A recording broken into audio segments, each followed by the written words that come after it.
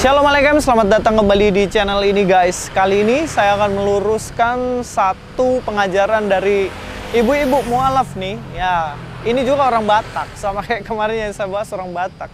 Jadi saya agak heran kenapa banyak banget orang-orang Batak yang mulai mualaf ya. Tapi ya nggak semua sih, masih banyak yang setia. Tapi kali ini kita akan bahas tentang dia, yang mana katanya dia adalah seorang aktivis gereja.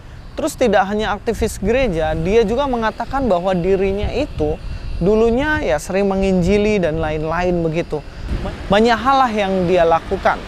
Nah, sebelumnya katanya dia meyakini bahwa Yesus adalah Tuhan dan Juru Selamat. Dan ayat yang paling dia pegang adalah Yohanes 14 ayat yang ke-6.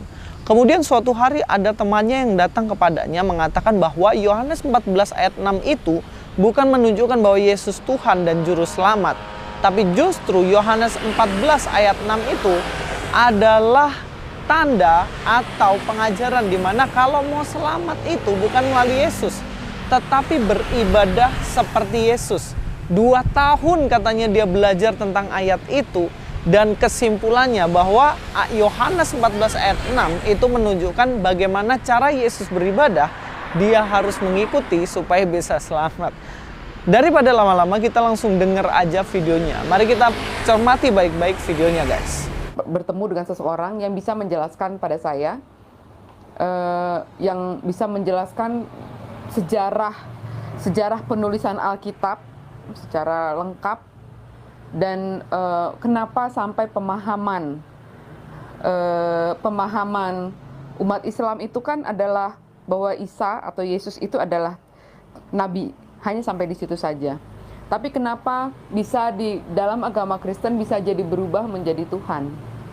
Nah, di situ saya memang belajar banyak kurang lebih selama 2 tahun mempelajari itu. Waktu itu diskusinya memang kami bicara soal banyak hal, mulai dari pekerjaan, masalah pekerjaan, kemudian masalah hukum, dan kemudian kita juga ada diskusi soal masalah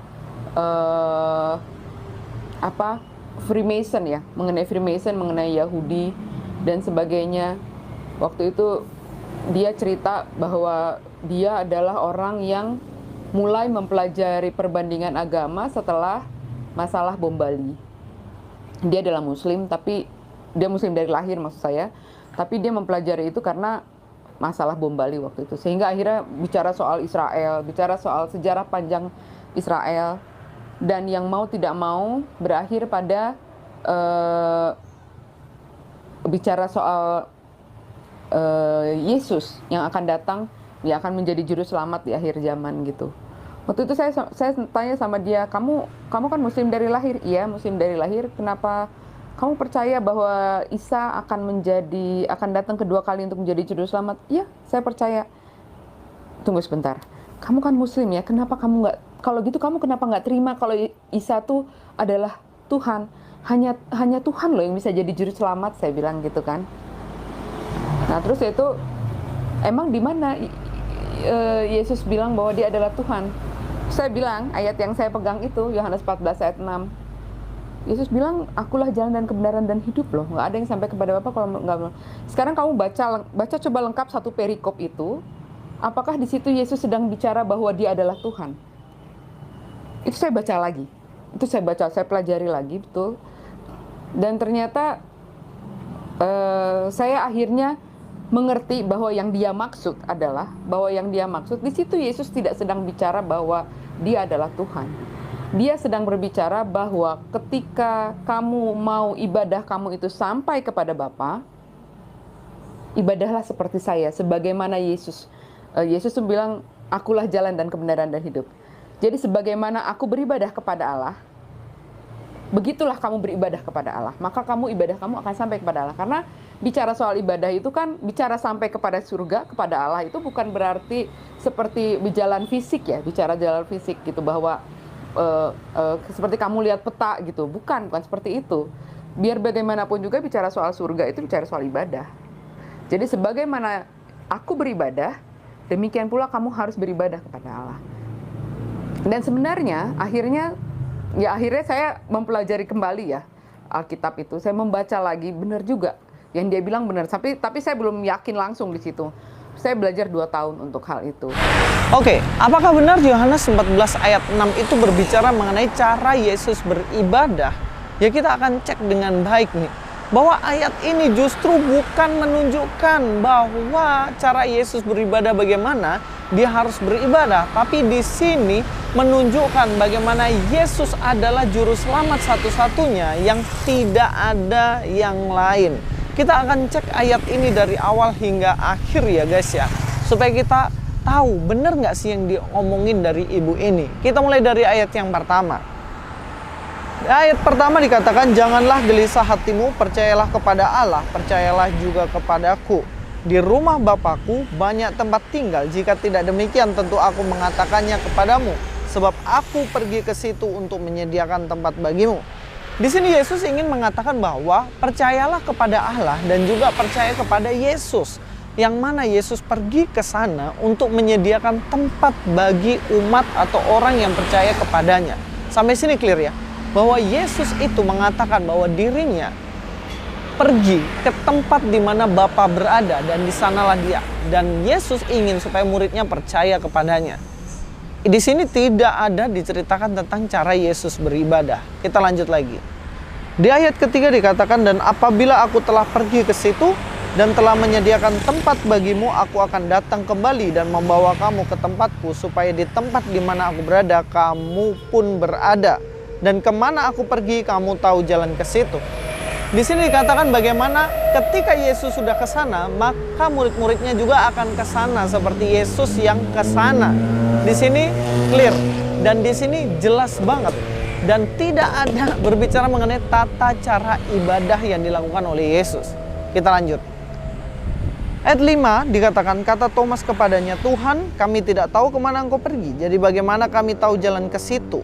Kata Yesus kepadanya, akulah jalan dan kebenaran dan hidup. Tidak ada seorang pun yang datang kepada Bapa kalau tidak melalui aku. Perhatikan di sini, Thomas nggak tahu gimana sih Tuhan caranya supaya aku bisa sampai ke Bapa. Dan dikatakan, ya akulah ini jalan kebenaran dan hidup. Barang siapa mau ke Bapa ya harus melalui Yesus. Di sini tidak ada sama sekali dikatakan bahwa kalau kamu mau ke sana beribadahlah seperti aku beribadah. Nggak ada sama sekali. Justru dikatakan apa? Melalui aku. Believe in me because akulah jalan kebenaran dan hidup. Jadi tidak ada jalan lain selain melalui Yesus. Jelas ya? Kita lanjut. Di dalam ayat 7 dikatakan, sekiranya kamu mengenal aku, pasti kamu juga mengenal Bapakku. Sekarang ini kamu mengenal dia dan kamu telah melihat dia. Yesus justru di ayat 7 ini mengatakan bahwa ketika engkau mengenal aku, Yesus, engkau mengenal Bapa. Engkau tidak pernah melihat Bapa yang di surga, tapi sekarang engkau telah melihat di dalam siapa? Di dalam Yesus. Di sini di ayat 7 pun Yesus mengklaim bahwa dirinya dan Bapa adalah satu. Barang siapa mengenal Yesus, mengenal Bapa.